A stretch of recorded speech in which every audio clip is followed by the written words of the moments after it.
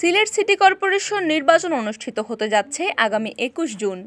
এই নির্বাচনের আগে মেয়র পদপ্রার্থী ও কাউন্সিলর পদপ্রার্থীদের উদ্দেশ্যে বিভিন্ন দাবি দাওয়া তুলে ধরেছে তরুণ নাগরিক উদ্যোগ নামের সংগঠন।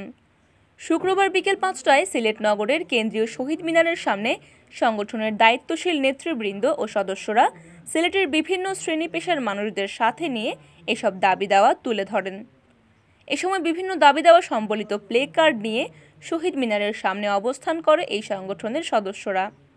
তাদের দাবির সাথে একাত্মতা পোষণ করে বক্তব্য রাখেন বাংলাদেশ আওয়ামী লীগ মনোনীত মেয়র পদপ্রার্থী আনোয়ারুজ্জামান চৌধুরী। আনোয়ারুজ্জামান চৌধুরী বক্তব্যে জানান, নির্বাচিত হলে এসব দাবি দাওয়া বাস্তবায়নে তিনি অগ্রাধিকার দেবেন।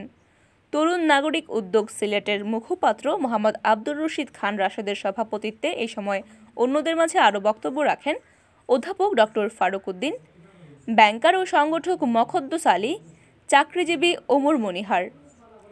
অন্যান্যদের মাঝে উপস্থিত ছিলেন ব্যবসায়ী রুমেল আহমেদ, সংগঠক আমিনুর রহমান, ব্যাংক কর্মকর্তা কবির আহমদ, ব্যবসায়ী ও সংগঠক ফারুক আহমদ সুমন, বিশ্ববিদ্যালয় কর্মকর্তা আব্দুল আজিজ, রাজ্জাকুজ্জামান চৌধুরী, ব্যবসায়ী সামাদ আহমদ, প্রবাসী শোয়েব চৌধুরী, ক্রিকেটার ইমন আহমেদ, প্রসেনজিৎ দাস প্রীতম, ব্যবসায়ী শামসুল আহমদ, সংগঠক কাশেম চৌধুরী, আলী আহমদ, মুহিবুর রহমান, মুসা ইব্রাহিম সহ নগরীর বিভিন্ন ওয়ার্ডে বসবাসরত ভোটাররা।